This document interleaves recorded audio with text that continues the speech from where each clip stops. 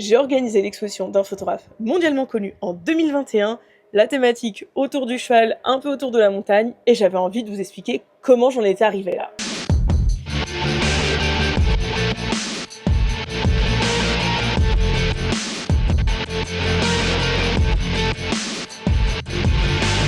Hello, aujourd'hui on se retrouve pour une nouvelle vidéo. Le format ça sera en face caméra où je vais vous parler d'une exposition que j'ai co-organisée, donc où j'ai été co-commissaire d'exposition il y a plusieurs années. Déjà petit point sur le temps, c'est magique, on est le 5 octobre, il fait beau, il fait chaud, je suis en t-shirt, il fait très exactement 25 degrés aux alentours de Montpellier. On dirait la présentation de la météo, mais vraiment tout ça pour vous dire que c'est trop agréable. Avant de commencer, je voulais m'excuser pour un petit truc, pour la non-participation de cet ongle à cette vidéo et sûrement les prochaines. Écoutez, je ne sais pas pourquoi, il s'est cassé et je suis incapable de refaire une pause dessus, même le vernis ne tient plus, c'est mon petit ongle malade. Bref, c'était pas très joli, donc je voulais quand même vous le préciser. Allez, on enchaîne directement pour vous parler de cette exposition. J'ai des petites notes juste ici, il est possible que je les lise, mais je vais essayer de faire au mieux. Cette exposition, elle était dans le cadre de Photo Saint-Germain.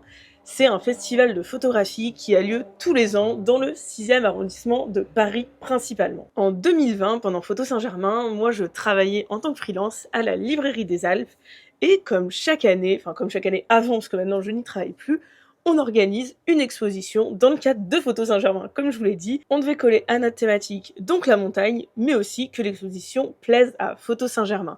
J'ai travaillé sur ce projet avec Jean-Louis Vibergui, qui était à l'époque le patron de la librairie et avec qui je travaillais. Grâce à lui, on a donc pu travailler sur une exposition d'un photographe assez connu qui s'appelle Guy Le Quérec. L'exposition, elle était en partenariat avec Magnum, donc qui est l'agence de Guy Le Quérec, et j'étais ravie parce que déjà j'adore Magnum, mais aussi parce que dans cette exposition, il y avait beaucoup de chevaux, et vous savez que c'est une de mes grandes passions. Le nom de cette exposition, c'est Sur la piste de Bigfoot.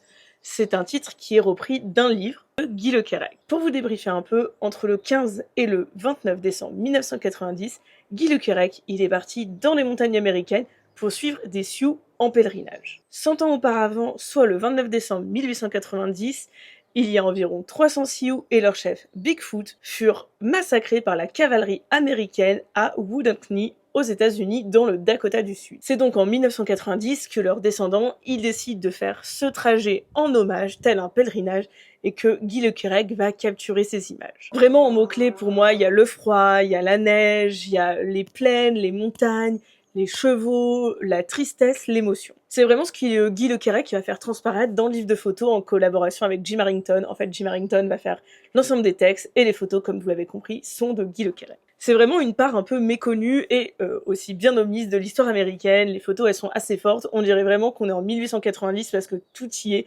Les traditions, les vêtements. Le texte de Jim Harrington, il est très dénonciateur et il va vraiment accentuer les non-dits aux États-Unis sur tous ces massacres qui ont été commis. Ce livre, c'est donc le point de départ de notre exposition qui a lieu du 6 au 24 janvier 2021.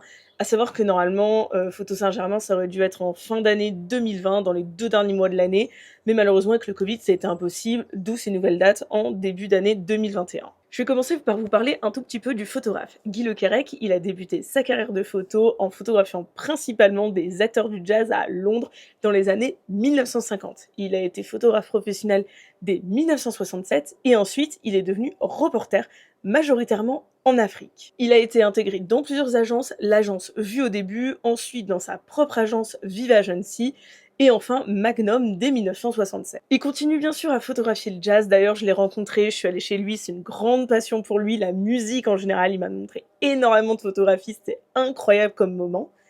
Et lui, il va vraiment aller dans le monde entier pour photographier ça. Nous ici, on se concentre sur la piste de Bigfoot et c'est sorti en 2000. De ce livre, on a extrait très exactement 13 photographies, donc une sélection resserrée qui a été effectuée par Jean-Louis, par moi et Guy Le Quérec sur une journée où on est parti le rejoindre dans sa maison en Bretagne. L'ensemble des photographies, elles ont été tirées en 40 par 60 sur du papier Anmul par Stan Lena, le tireur officiel de Guy Le Quérec. Je sais pas si toutes ces infos ça vous intéresse, mais j'ai vraiment envie de vous montrer qu'est-ce que c'est qu'une exposition à organiser, à être co-commissaire et tous les petits détails techniques qui vont avec. On a respecté dans notre accrochage la chronologie de l'événement, tout en faisant ressentir les moments qui, pour nous, étaient les plus forts. Au point de vue de la terminologie du nom des photos, en fait, elles sont toutes nommées pareil. 5e jour du ride, étape du 25 miles, du point de rencontre de Greengrass au ranch de Lloyd Jeston, situé à 9 miles au sud de l'Antry, dans la réserve de Cheyenne River. Les cavaliers forment un centre de prière et se préparent pour leur départ mercredi 19 septembre vers 10h. Vraiment, les images sont très belles et on n'aimerait pas l'être à leur place, hein, vu ce qui leur est arrivé et vu la symbolique très forte de ce voyage. Mais en même temps, ça donne un peu envie d'être quand même dans l'image, de pouvoir participer. Il y a un esprit de communion qui est très fort. Pourquoi j'aime autant exposer de la photographie? Déjà, la photographie, ça s'expose depuis peu de temps finalement sur le marché de l'art, sur l'histoire de l'art même. Et la photo contemporaine, c'est quand même un marché niche en pleine expansion. Les prix, ils sont souvent plus bas. Et les jeunes collectionneurs s'y intéressent énormément. D'ailleurs, en 10 ans, le prix de vente des photographies, il a augmenté en France de 37%. Ensuite, pourquoi exposer dans le cadre de Photo Saint-Germain? Eh bien tout simplement parce que c'est un temps fort, et ce temps fort, il permet de réunir des professionnels et des gens qui ont l'habitude de faire ce parcours et de venir dans la galerie. Ensuite, petit point sur Magnum Photo, parce que ça, c'était quand même une fierté de pouvoir être cité en tant que co-commissaire avec Jean-Louis et Magnum Photo. C'était la première fois que Magnum Photo rentrait dans le cadre de Photo Saint-Germain en plus, et également la première fois à la Librairie des Alpes. Ensuite, dernier petit point, pourquoi la Librairie des Alpes et pas une galerie plus conventionnelle?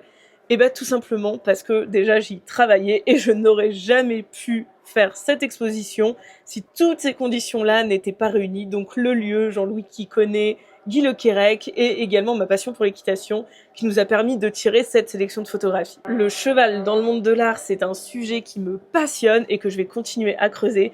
D'ailleurs, dans Collection Equine, qui est ma boutique vintage autour du cheval, je vais intégrer des sélections de photos, dont une collection de photographies vintage autour du cheval que je suis en train de réaliser, mais aussi de l'illustration, toujours autour du cheval. C'est un animal qui a toujours été représenté dans l'art.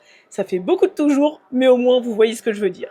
Et en termes de retombées, qu'est-ce que ça nous a ramené? Eh bah déjà, on va parler marché, hein, parce que vous savez que c'est quand même mes études au départ, mais de l'argent, parce que oui, qui dit vente dit argent. Voilà, les expositions, c'est fait pour faire connaître les artistes, pour faire connaître leur travail, enfin faire voir plutôt, parce que Guy Le Quérec était déjà connu, mais il y a aussi un but pécunier derrière, on va pas se le cacher. En termes de presse, j'ai noté toutes les retombées qu'on a eues. On a eu Connaissance des Arts, on a eu Télérama, ou aussi après des agendas parisiens un peu plus classiques comme Que faire à Paris. Et voilà, c'était à peu près tout. On a eu 2-3 autres articles.